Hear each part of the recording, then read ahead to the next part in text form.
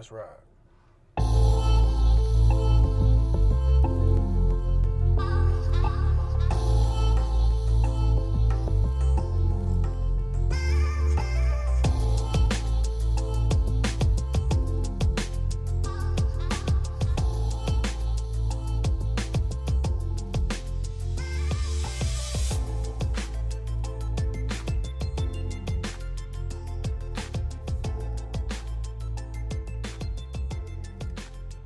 God damn it, it's football season. Goddamn, man, it's football season. Fucking right. Woo, woo, woo. Shout out to my Jacksonville Jaguars, man. Won their playoff game today against Pittsburgh when nobody said they had a fucking shot. After wiping Pittsburgh off the field earlier this year, I don't understand why people didn't think that the Jags would be geared up for this game, but they proved a lot of people wrong. But I ain't gonna talk about that right now. I'm gonna get back to that. I promise. I may touch on it a little bit, but I'm going to get back to that. We got a whole bunch of bullshit to talk about. I got a whole bunch of bullshit to talk about, and y'all got a whole bunch of bullshit to listen to. So let me try to ease into this shit slowly to make sure I don't miss shit. Because last time I fucked around and missed what I thought was like a big internet story, at least this week or last week. First and foremost, though, I'm gonna get the small shit out the way. You know, I'm gonna get rid of the bullshit. So apparently North Korea is actually going to participate in the Olympics in South Korea. Cool, okay. Nobody gives a fuck about that. Moving on. I'm going to talk to you guys for a little bit about this this internet guy. I think he's a Vine guy, a YouTuber as I've heard them called. His name's either Logan Paul or Paul Logan. And I completely I meant to talk about this shit last week, but I completely forgot because I'm retarded. I don't know, but I forgot to talk about it when I should have. And why the fuck are all these police over here? This is making me nervous. There's a lot of lights over here by the freeway. They have shit shut the fuck down. There's like at least 7 cop cars over here, and I don't know if I should be over here. Because I seen one of these little motherfuckers flying earlier, but I didn't know where he was going. But they got the whole joint shut down.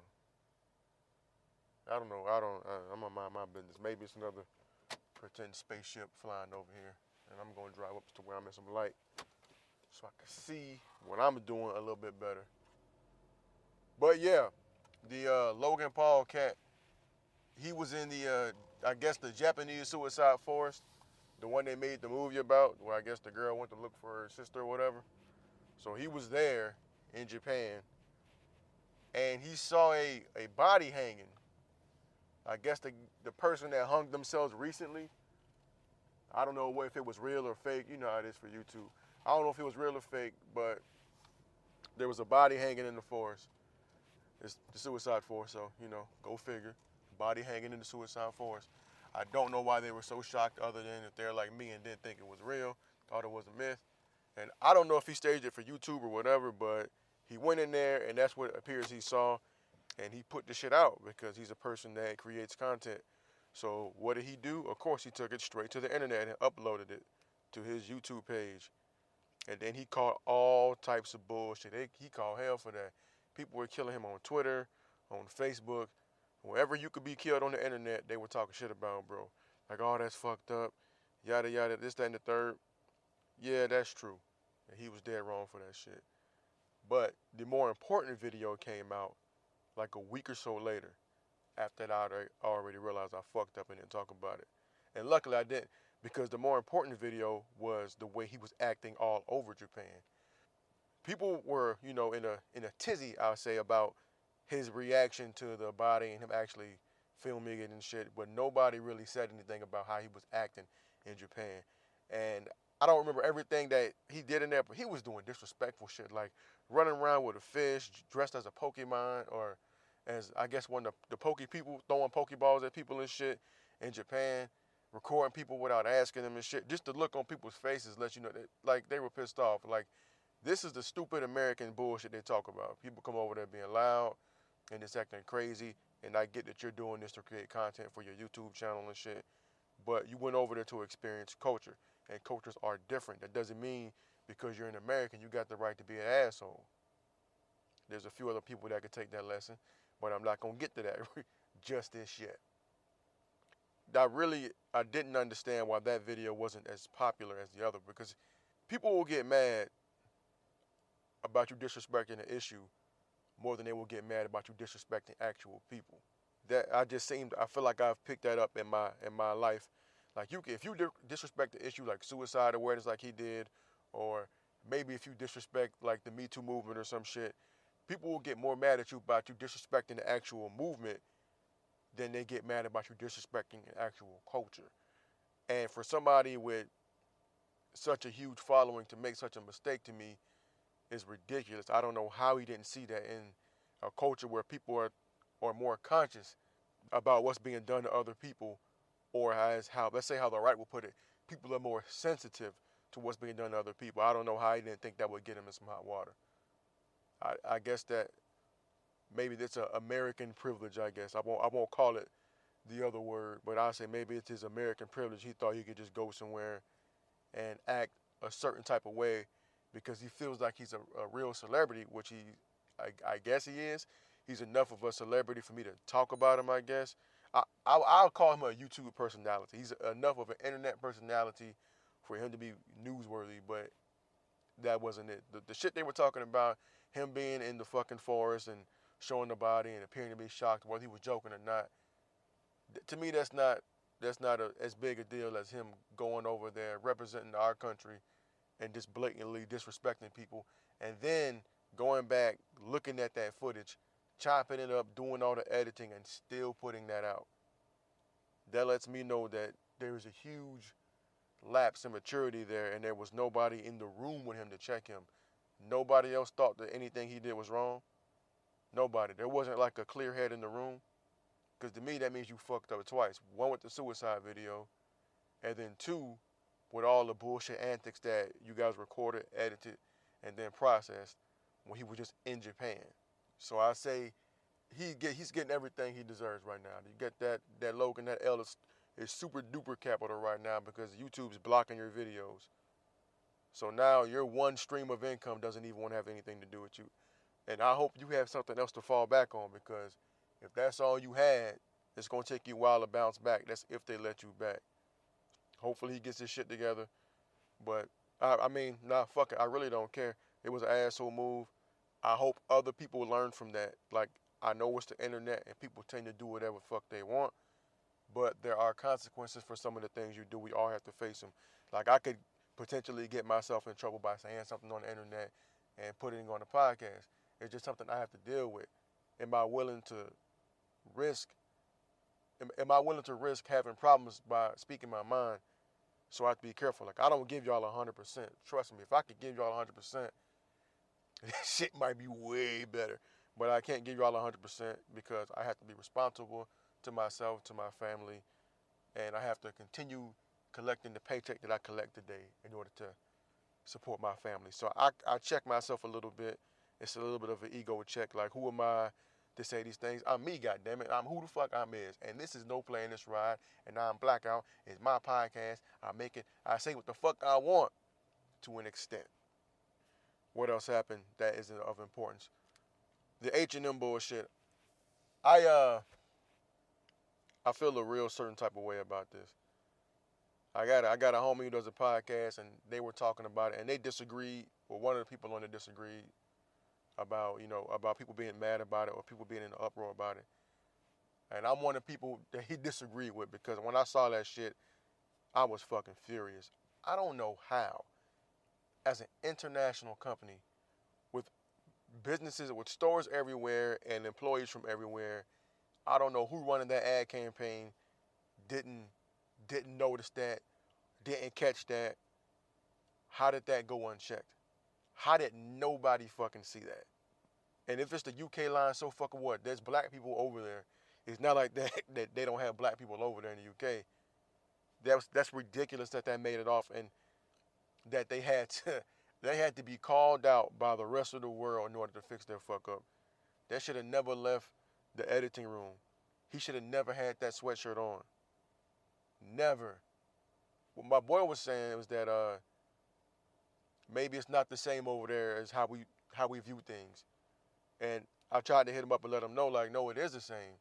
That man, that little black boy wearing a sweatshirt saying "coolest monkey in the jungle," to me was a blatant sign of disrespect for black people all over the world. It's not like it's an unknown joke that they call black people monkeys and shit because they used to equate us to that back in the day. Maybe that's a fear of our strength and athletic prowess as a way to dehumanize us and separate us from everybody else to make us feel like less than.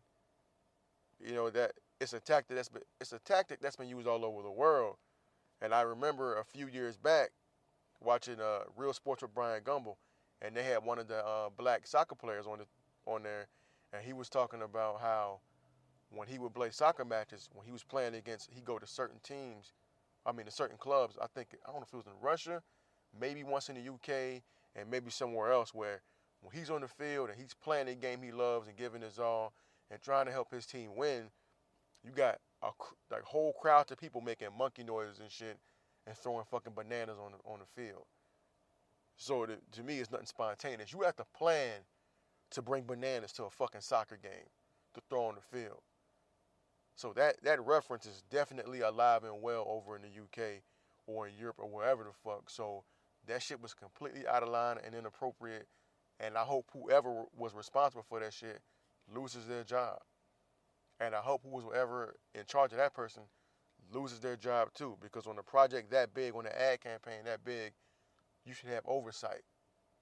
You just completely disrespected a whole segment of people that work for you and the segment of people who shop for your clothing. So no more H&M for me in my household. I can't do it. I cannot fuck with them after that. I'll give them some time to get their shit together, see what the real repercussions are, but it's not nothing I can do right now. The only power we really got in the situation is to take those dollars that we were giving them back. Not the bullshit I saw with these kids going into the store and wrecking the store. That's not what you want to do, because that's not going to do anything but reinforce negative fucking stereotypes. People, we have to be more careful. When you get angry with some shit, do what's going to hurt people the most. It's not always violence. A lot of it is taking your money away. You don't want them to be successful?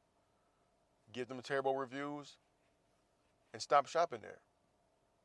Because we all know, once you hit a motherfucker in his pocket, he has to, you got to readjust. Because no company likes to lose money. Everybody's responsible to somebody, and nobody wants to be the reason that a company's losing money, because that company is not going to continue to lose money. That company will, in turn, lose that individual. So let's just do it that way. Let's not go tear up fucking stores and do crazy shit like that. Let's be smart about this and keep our money and try to spend our money with black businesses and black-owned stores on black-owned products. Elevate one of the companies from somebody who looks like us. There's nothing wrong with supporting your own. Shit, white people have been doing it for years. Jewish people have been doing it for years. Mexicans, Asians, other ethnicities have done it for years. It's about time that we start supporting our own people and finding ways to fund black infrastructure. It doesn't mean we want to completely separate ourselves from somebody else, but at the same time, as much of a consumer-based people as we seem to be, we need to be on the other side of that. Put that coin back into the neighborhood, do it the right way. We got to find ways to push the thought of financial literacy to the black community, because we need it. We still lining up for Jordans. You got to start thinking like me. I won't buy, personally, I refuse to buy another pair of expensive shoes like that unless I bought a share of stock in the company first. That's my new way of thinking. It's like I can either go buy a pair of Jordans or I could buy stock in Nike. Which one is going to bear me the most fruit? Because I can get a pair of Chucks for $40, $50 and not spend $100 and some change. But if I'm spending $100 and some change, why not put that shit on stock? That should be the new trend. You got all types of ways to make money now.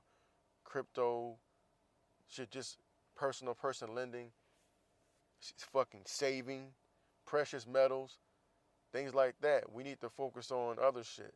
So when a company fucks up, make that your golden opportunity to say, you know what, those few dollars I was giving H&M every month or so, every quarter or so, every other week, depending on how often you shop there, for you and your family, take that money, save it, invest it for yourself, or at least try to invest it in the black businesses, in a black business, or in a business that you agree with their business practices. And hopefully that makes sense to people. But, you know, for now, fuck H&M. We'll see how they react. And if they react appropriately, then maybe. But we still need to look at supporting black businesses to help us get equal footing in this land where apparently people feel like we come from shithole countries. Now, part of me didn't want to touch on this subject, but I feel like it's only right. Now, I'm not going to say who made this comment, but there's a very high political figure that has apparently, well, I would say it's been confirmed that this person or this entity or this group, whatever you want to call it, has referred to African countries, Haiti, and El Salvador as shithole countries. And I think it takes a real shithole with a shithole mouth to say such an assholeless thing. In the office that this person holds, you can feel however you want. I get it. Human beings have emotions. Human beings perceive things different. We take in information different. We have our own set of standards. That's usually comes with our own environment that we were brought up in. But to be in the spot that big and demean whole groups of people is ridiculous. You probably couldn't tell a Mexican from an El Salvadorian. You probably couldn't tell a Haitian from a Jamaican. You probably couldn't tell different people from different African countries apart. So who are you to call a whole group of people shitholers? Not to mention the fact that you were allegedly known for hiring a bunch of immigrants. That's the irony in the situation. That's the shit that makes me mad. The shit that irritates me about certain types of people when they get elevated into these positions. And how common decency gets thrown out the window in order to support a fucked up agenda. When I first found out about the bullshit, whatever you want to call it, I had been at work, had a long day. I had been thoroughly entertained by group chat shit all day long. I wasn't really in a bad mood. But I walked in the house and my old lady's watching this shit. I'm like, what is this? I'm like, what did a dummy say something else? What dummy said what? And I kind of had a feeling who it was. I was like, was it dummy? She was kind of like, yeah. So I look and I see and I'm like, how? And I was halfway mad at myself for like even being surprised because it's not nothing I think is outside the realm of possibility. Especially dealing with that individual. That's what you do. That's what I've known you to do. I should have expected this. I expect it in your private life. But I don't expect it while you're having a bipartisan meeting. Like it's not going to get out. You aren't smart enough to figure out that everything you say will be used against you in the court of internet, my nigga. Like they waiting for you to say something. You have pissed off the decent journalistic population. In my opinion, you can't be a halfway decent American if you can't see this is fucked up. That's what I don't get. And I see on Twitter, I see all this MAGA, Make America Great Again bullshit, and all these little fuck faces and fucktards got these American flags next to their name. But the very fabric of what it is to be American is to come from somewhere else to come here to succeed. Is that not what the Statue of Liberty stands for? Maybe not if you're brown or black or yellow. Let's keep it real. Norway's fine. Immigrants from Europe are fine. Asia? Africa? Middle East?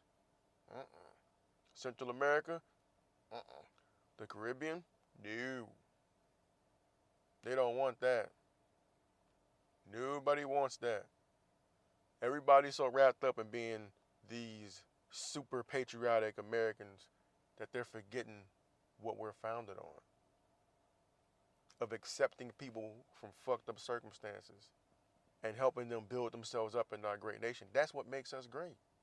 Diversity. And as a person who's actually left this country and been overseas, in my opinion, a lack of diversity fucking sucks. I don't want to see everybody look the fucking same. That's how you get situations like in the Middle East. There's no outside influence. So when people disagree, they don't know how to handle that shit. You got people from different backgrounds, and they get into these conflicts for thousands of fucking years because it's always been one or two ways.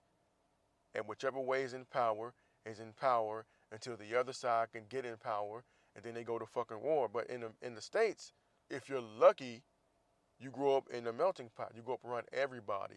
So you come up dealing with people from different backgrounds and different experiences and getting to know people. You get to hone your skills, whether it's you learning how to adjust to somebody else's culture, or you get into an argument with that individual and you walk away from that learning something. But the key is you learn. You learn how to live with people from different backgrounds. And everybody that's going to come around that's different isn't going to come with a fucking silver spoon in their mouth. They aren't going to come having everything. Some people are going to come from the struggle.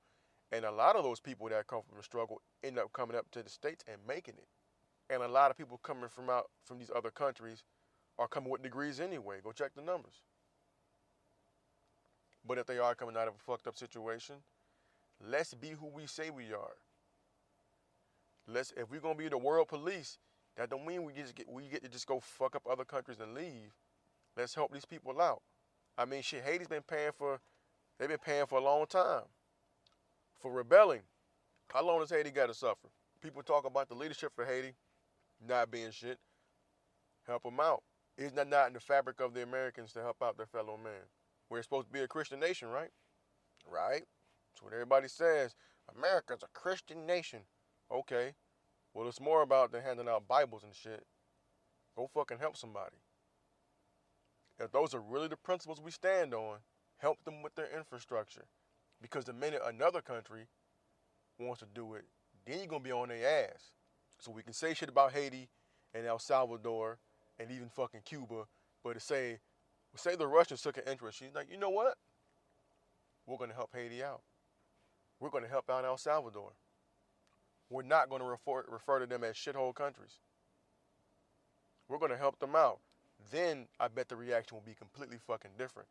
Then it'll be you're getting too close. Because if you think about it, these countries are strategically located to the U.S. We need these countries to be on our side so that no other superpower can get in there. So that no other superpower can go there and have a base there. It's bigger than just somebody you not liking somebody. It's geography. But the way you make that, the way you keep the ability to have your will with those countries is to make sure they don't elevate to the point where they can tell you no, fuck off. Let's think about this for a second. Africa is referred to, the continent referred to as having shithole countries. What if Africa was united? How strong would Africa be with all those natural resources that they export, right? But what's the cut that Africa's getting? The amount of money they're getting for those resources is fucked, right? So does it or does it not make sense to destabilize African nations so that other more powerful countries can get in there and rape the motherfucking resources? I'm going to say that again.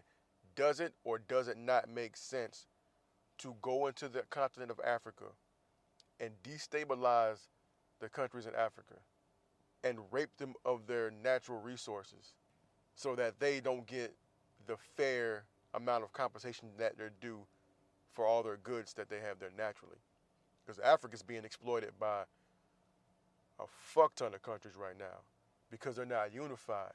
Now, if Africa ever gets unified and starts charging what they should charge for those fucking resources, then there's going to be a big change. And that's why Gaddafi had to go, because that's what the fuck Gaddafi was going to do. And people have an image of Africa like it's just all shithole.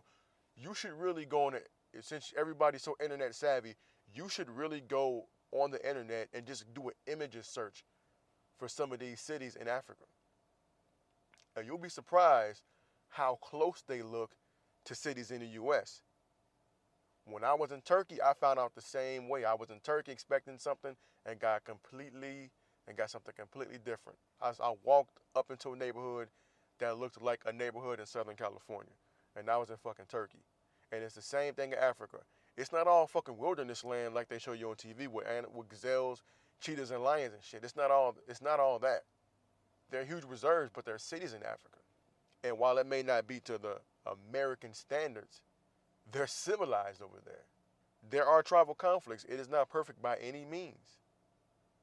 But it is not what we see on TV. People walk around with barely any fucking clothes on. Do those parts of Africa exist? Yes, some people still choose to live their lifestyle. But it is also developed as well. And Africa's starting to wake up to the bullshit that's going on and how they're being played. Because they're having conferences and shit. There's going to be somebody to take Gaddafi's spot. And if they unite in Africa and start charging people gold dinar for all the goods and services that they provide, the rest of the world is probably going to be fucked. So that's why it makes sense to destabilize Africa. I'm just saying, what if, while we keep referring to these countries as shitholders, what if another country decides to go in and help them out? It's not like other countries aren't aware of what's being said. They have the internet for the most part. They know what's being said. There are people from these countries in the States working in politics, entertainment, sports, education, the fucking medical field. I would guess that the same people that consider Haiti and El Salvador and African countries shithole countries probably consider India a shithole country too.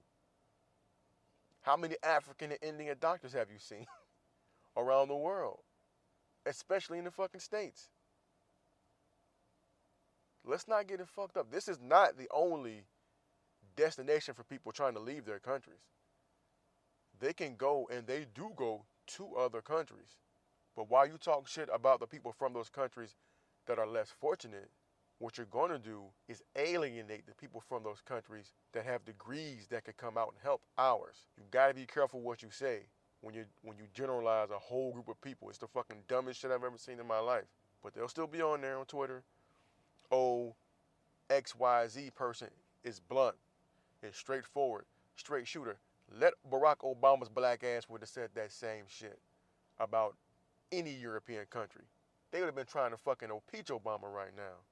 And I sit back and wonder, man, what is old Barry up to? when he's watching the news and scrolling through his Twitter feed, I wonder, is he smiling? Is he crying? Is he shaking his head in disbelief? Or is he just like, After all the shit they talked about this man, the vacations, him going golfing and all this shit, there's somebody who's been playing a hell of a lot more golf, a whole hell of a lot more golf, taking a lot of vacation days, and had a whole lot of bullshit happen. So I wonder what this guy's thinking after spending 8 years in the White House and just being berated over little shit. Because I'm going to tell you, they say it's policy, and I'm going to say that shit may be 5% policy, 95% race. And I'm telling you that as a black man who's seen how people react when there's a black person just in charge of shit. The amount of pushback they get because somebody thinks that they made a decision that wasn't the intelligent one. I'm telling you, I've seen this in my own life. Black men and black women constantly and consistently question about their ability to lead by white people. It is crazy. And if you look at it all throughout my life, you see people in supervisory positions, almost always a white male. That's what you grow up seeing. It gets programmed to the point that you're black and you see somebody in charge of something. You're like, oh, okay, it's a black dude. But the thing that gets me is that, why am I surprised? Why are we're just as capable of doing the fucking job, but because you're not used to seeing it, when you do see it, it's like, oh, it's a surprise. That's the crazy shit. And that's the whole thing with me with the Obama situation, how everything he did was questioned, checked. Oh, he's saying this. No, he wants this. He's a Muslim. What the fuck would that have to do with his ability to lead? Like he doesn't know the law. He's a fucking lawyer. He taught at Harvard Law. Come on, man. He's a fucking senator. Come on, man. You got to do better than that. Another inexperienced fuck can get in the job and fuck up the whole year, pass a few things with a lopsided House, a lopsided Congress and Senate, reverse some shit, and he's the greatest thing since sliced bread. I don't get it. And the amount of damage control that has to be done on a daily basis because this individual can't control his mouth and or Twitter fingers is ridiculous. Like I can't understand. I can't understand these people. I guess because I'm cut from a different cloth. There's something in my DNA that's different. There's something in my character that's different that can't let me accept shit like that. And with the thing that happened recently with people being referred to, or whole nations being referred to as shitholes, that really clicks something in my brain. It's like I can't continue to communicate with certain types of people on a personal level. Like if I know you feel that way, you don't know where my ancestors come from. How do you know I'm not Haitian? How do you know, like, I'm black? My roots are obviously rooted in an African country. So when somebody says that, it's like if you say that about in a meeting, a bipartisan meeting where you know people don't fucking like you, how do you feel about me on an everyday basis when you see me in the street? Because in my work clothes, like I said it before, in my work clothes, I'm an upstanding citizen of the United States of America. But when I got on my relaxed clothes, I got on my hoodie, I'm just another nigga in the street. I live it every day. And when I look at how people react to me, I could be at work or wherever with my work clothes speaking pro-black, like black people have been fucked over and yada yada situation. This and the third. Okay. People looking at me like, man, this guy has some sense. He's not trying to instigate. He's just getting his point of view across. He's a decent guy. Let me do the same shit in a hoodie and some Jordans. I'm just a nigga that wants to overthrow the government. I'm ungrateful. I've been given everything in this country. I get everything because I'm black. It's just the flip side of shit. That's crazy. I just don't get it, and I don't think I'm supposed to get it. I don't know how these people sleep at night, standing next to people who do things like this and accepting it, and then try to push that agenda onto other people via the media. And I'm talking about Fox News. All the anchors, Tommy Long, I don't know what the fuck her job is. She's I guess a political, what's the word she used? I forgot the word she used. Shit. Anyway, she trash. She's political trash. I'll say that. And fuck you, your mom, if you don't like it. I really don't like that woman. So fuck you, your mother, and everybody who helped make you. That's just how I feel.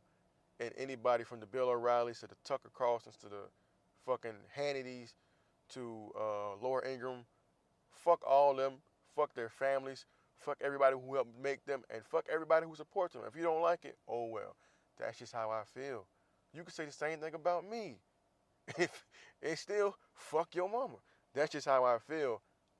It's that deep that the things they say on their network piss me off. And I guess I'm a glutton for punishment because anytime something happens adversely to anybody on the right, I don't like to run to just look at CNN and see what they're saying.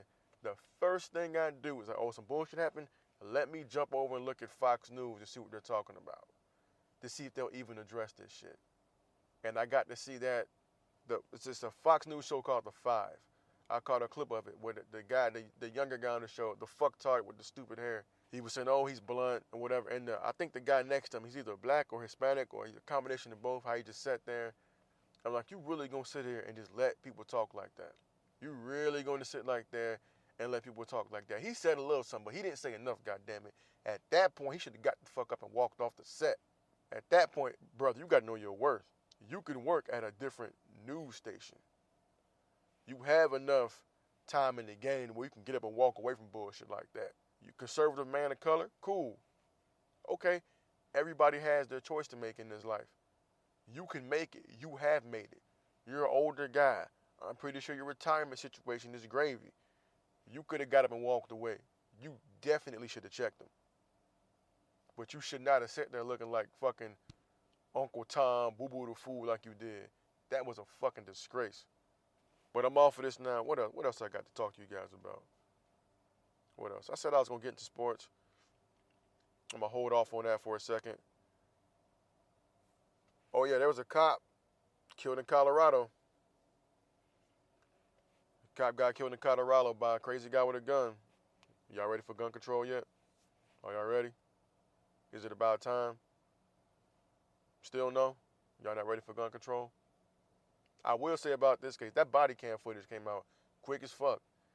That cop got shot, that body cam footage was out quick.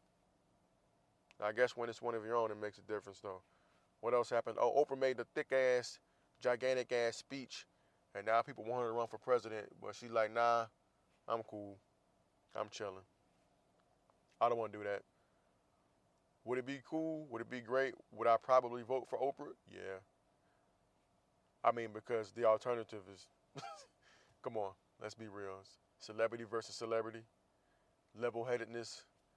You got a guy who referred to African countries and Haiti and El Salvador as shithole places versus a black woman who built a school in South Africa.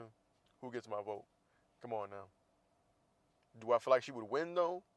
I don't know. She has no experience in politics, but apparently we know that doesn't matter. Her ability to unite would be unique. I would like to see, if she did run, it would be interesting to see what white women do, how white women would react. That would be interesting to see because she's usually been favorable with women everywhere. So I would want to see the white female reaction to Oprah running for president. I think it would be an overwhelmingly positive reaction, but who knows? But I definitely think she could win. What else? There's people complaining about a Starbucks being built in Yosemite National Park. I guess people don't like coffee in the woods. No, I have no clue why people are so upset. And I will say this, it's funny how certain segments of society get pissed off about certain issues and completely ignore other ones. Like, and I understand, like, I'm pretty sure I get mad about some shit and don't care about a thing. It's human. But this is weird because you have Starbucks trying to build a store in Yosemite and everybody's in uproar about it, about, I guess it fucking with the natural state of things and they don't want trash and Starbucks cups everywhere. A lot of people aren't talking about how Mark Zuckerberg, the owner of Facebook, got this gigantic plot of land out in Hawaii. And people, the people were like, hey, this is like ancestral land. They don't want you to buy the land and just have your house on it. We can't even come to land that's tied to us from blood, DNA. Nobody gives a shit. Ain't that weird? Think about the demographics of people on this and how that works out.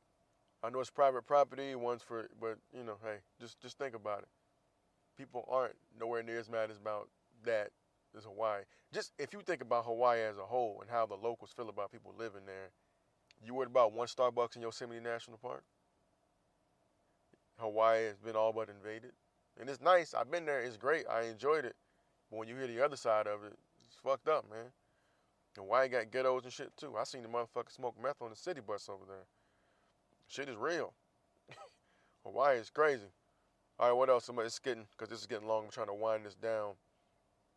Oh, yeah, music. So if you guys have never heard of this guy, you probably heard of him, but don't know who he is. There's an older guy named Charles Bradley. I first heard his name when Big Crit did an interview.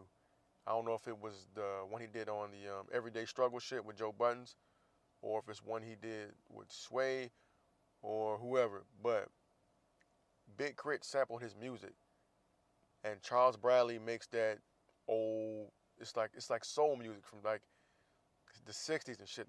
The things our parents grew up on. But he was making his music back in like 2013, 2015. And it, like, you hear the music and you're like, there's no way that this could be made anywhere near the 2000s. But indeed it is. There's a song called Grant Green out right now. And if you ever see, I think it's that Google phone commercial where it has the guy singing in the band in the background. That song is Charles Bradley, and I forgot the name of the band, but that's a dope song, and you probably heard it 1,000 times and don't know that this song it was sung recently by a guy who he passed away not too long ago. I'm not quite sure on the year, but it wasn't that long ago that he passed away, and now all his music's getting out there. So his music should be everywhere, because my thing is if it's on Tidal, it's everywhere, and it's being used for this commercial. And he's worked with at least one or two bands. He has a song called I'm Going Through Changes.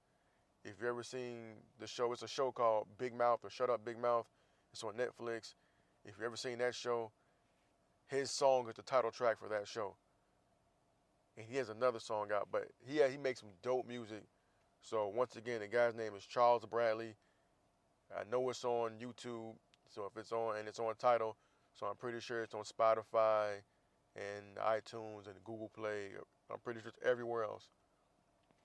But yo, check him out. If you into that old soul music shit, man, it's high quality music. I wouldn't put it out there if it's not. But it ain't no rap. It ain't no bippity boppity flippity flop. It's some real music that you can listen to with your parents, man. So Charles Bradley, check him out.